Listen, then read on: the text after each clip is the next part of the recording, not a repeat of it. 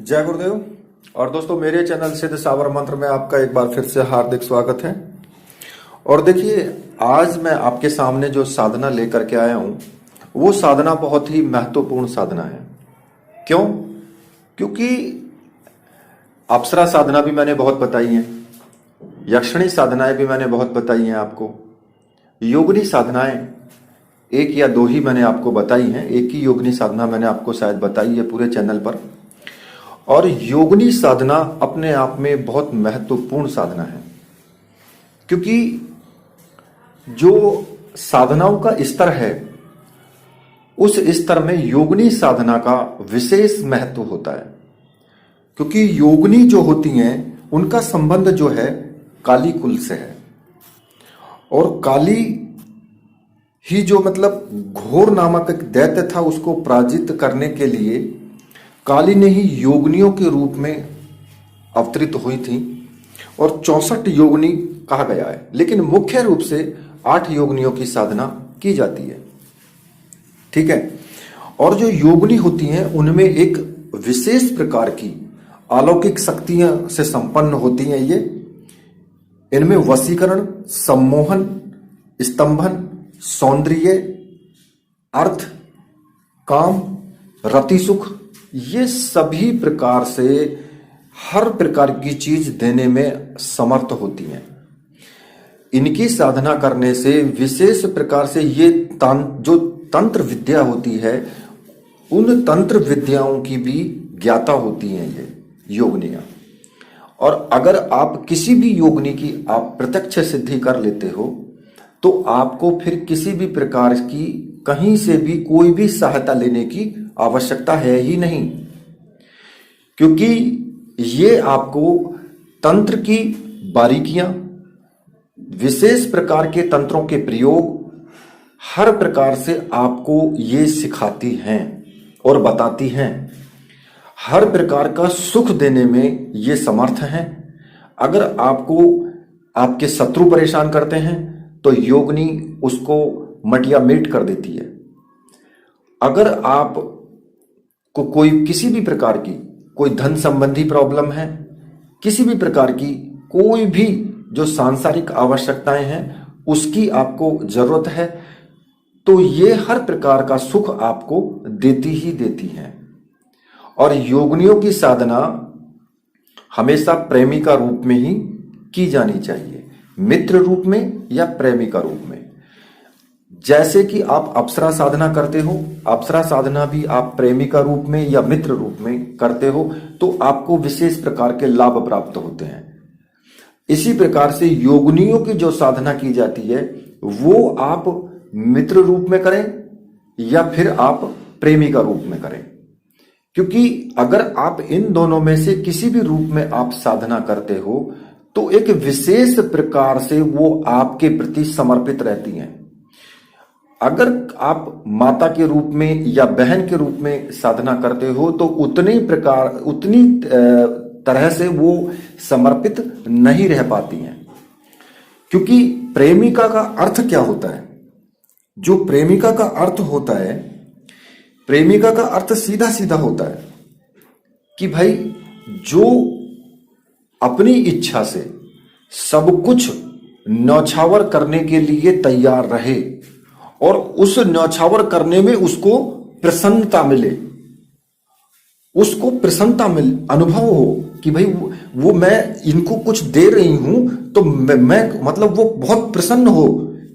तभी तो एक तो होता है कि आप किसी से जबरदस्ती मांग रहे हो, और एक होता है कि आप को कोई खुद पे खुद दे रहा है और वो देने के बावजूद भी बहुत प्रसन्न है।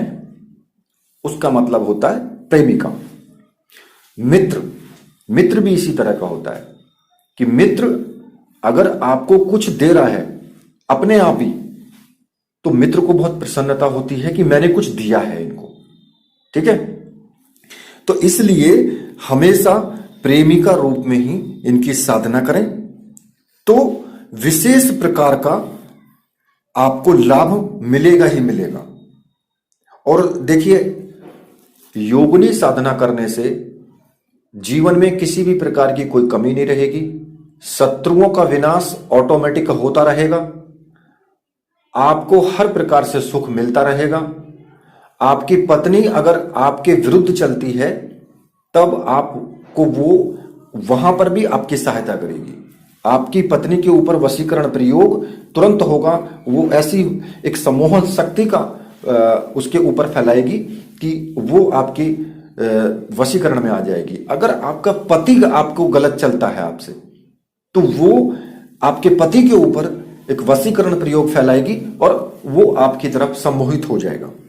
तो मतलब कहने का यह है कि योगिनी साधना करने से किसी भी प्रकार का ना तो कोई नुकसान होता है, कोई भी व्यक्ति इसको कर सकता है, कोई भी स्त्री इसको साधना को कर सकती है, और कोई भी बच्चा, वृद्ध, कोई भी इस साधना को कर सकता है। किसी प्रकार का कोई प्रॉब्लम नहीं है। घर गृहस्थी वाला भी कर सकता है, और घर गृहस्थी में किसी प्रकार की कोई प्रॉब्लम नहीं आती है, क्योंकि कुछ लोगों को यह होता है कि भाई हम अगर प्रेमी का रूप में करेंगे तो हमारी पत्नी को, हमारे बच्चों को, इनको तंग ना कर दे, कहीं हम आगे शादी ना कर पाए अगर हमारी शादी नहीं हुई है तो ऐसा कुछ नहीं होता है इसमें। वो तो एक विशेष प्रकार से खुश भी रहती है कि यदि आपकी शादी कहीं पर होती है ना, तो उसमें भी आपकी सहायता ही करती है। कोई अच्छी और सुशील कन्या ही आपके लिए खोज करके लाएगी। तो इसलिए योगिनी साधना करने से बहुत लाभ ही लाभ होते हैं। ऐश्वर्य, यौवन मिलता है, कायाकल्प होता है। मतलब कहने का यह है कि आपको किसी प्रकार की कोई दूसरी साधना करने की आवश्यकता होगी ही नहीं। और देखिए, विशेष प्रकार से 8 प्रकार की योगनियां होती हैं। सुरसुंदरी योगिनी, मनोहरा योगिनी, कनकावती योगिनी, कामेश्वरी योगिनी, और रति सुंदरी योगिनी, पद्मनी योगिनी, नटी योगिनी और मधुमती योगिनी। इन योगनियों की साधनाएं मुख्य रूप से की जाती हैं। और ये 8 प्रकार की जो योगनियां हैं, इनमें से ही जो भी अनुकूल योगनी आपके है, वही योगनी आपकी इस साधना में सिद्ध होगी। क्योंकि जो मैं आपको ये साधना बता रहा हूं ना, ये साधना मैं आपको कोई विशेष नाम से नहीं बताऊंगा कि विशेष नाम से कोई योगनी की साधना की जाएगी। केवल योगनी नाम से साधना की जाएगी, और जो भी आपके अनुकूल योगनी होगी वो आपकी सिद्ध होगी आपको। ठीक है। तो इस साधना में आपको विशेष ध्यान रखना है कि प्रेमिका रूप में ही इस साधना को करना है। और प्रेमिका का तात्पर्य क्या होता है कि एक ऐसी स्त्री होती है जो अपने प्रिय पर सब कुछ न्यौछावर करने को तैयार रहती है और उसको अपना सुख मानती है, उसको प्रेमिका बोलते हैं, सच्चाई जो है। तो इसलिए इस साधना में आपको मुख्य रूप से केवल 3 सामग्रियों की आवश्यकता होगी। योगिनी यंत्र, योगिनी माला और एक रक्षा माला, जो मंत्र जाप करते टाइम आपके गले में धारण रहेगी। रक्षा माला जो होगी, क्योंकि ये विशेष मंत्रों से सिद्ध होती है। और जो योगिनी माला है उससे आप मंत्र जाप करेंगे। ठीक है। और योगिनी यंत्र, ये 3 विशेष प्रकार से मंत्र सिद्ध प्राण प्रतिष्ठा युक्त सामग्री आपको चाहिएगी। और अगर आपको इस साधना में ऐसी सामग्री चाहिए तो आप मुझे व्हाट्सएप कर सकते हैं। मैंने अपना व्हाट्सएप नंबर वीडियो में दिया हुआ है, वहां से आप मुझे व्हाट्सएप कर सकते हैं और सामग्री आप प्राप्त कर सकते हैं। और ये साधना जो है आपको, या तो आप योगिनी एकादशी के दिन इस साधना को करें, शुरुआत करें, या फिर किसी भी शुक्रवार से आप इस साधना को संपन्न कर सकते हैं। अब आपको क्या करना है कि इस साधना में रात्रि में आपको यह साधना शुरू करनी है। और डरने की आवश्यकता नहीं है इस साधना में, बिल्कुल भी डरने की आवश्यकता नहीं है। आपका जो वस्त्र होंगे, जो आप वस्त्र धारण करेंगे, वो सफेद रंग के वस्त्र आप धारण करेंगे। सफेद रंग का आपका आसन होना चाहिए। ठीक है।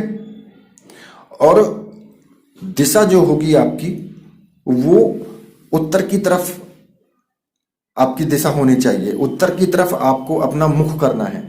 अब रही आसन की बात, कई बार ऐसा होता है कि सफेद रंग का आसन नहीं मिल पाता है।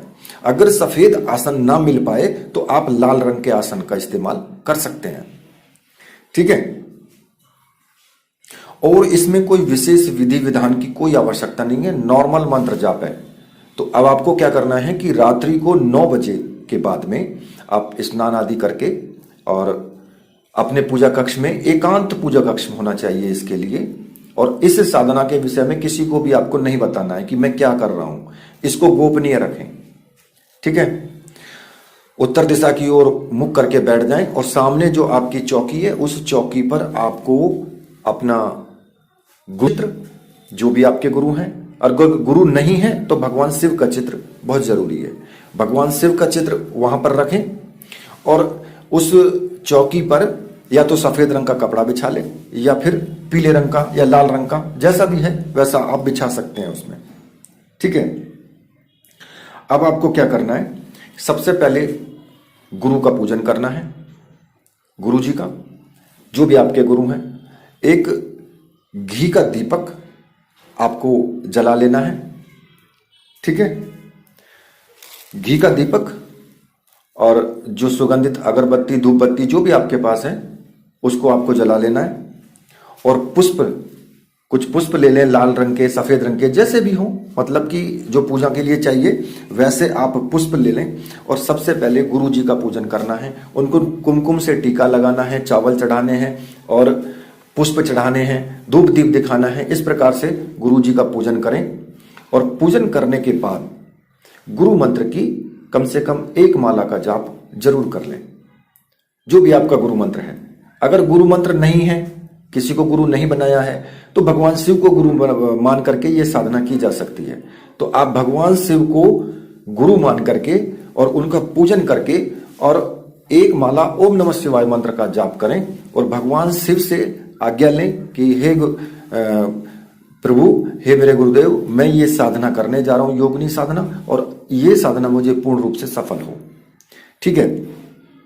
जब आप इतना कर लें, उसके बाद आपको यंत्र का पूजन करना है। जो योगिनी यंत्र है उस यंत्र का आपको पूजन करना है। उस पर पुष्प चढ़ाने हैं, चावल चढ़ाने हैं, टीका लगाना है कुमकुम से, धूप दीप दिखाना है, सुगंधित अगरबत्ती, धूप बत्ती जो भी है उसका धुआं दिखाएं। और अगर कोई प्रसाद रखना चाहें तो प्रसाद भी आप रख सकते हैं। मतलब कि एक नॉर्मल पूजन जो आप करना चाहें वो नॉर्मल पूजन आप कर सकते हैं। और नॉर्मल पूजन करने के बाद जो रक्षा माला है वो अपने गले में धारण कर लें। ठीक है।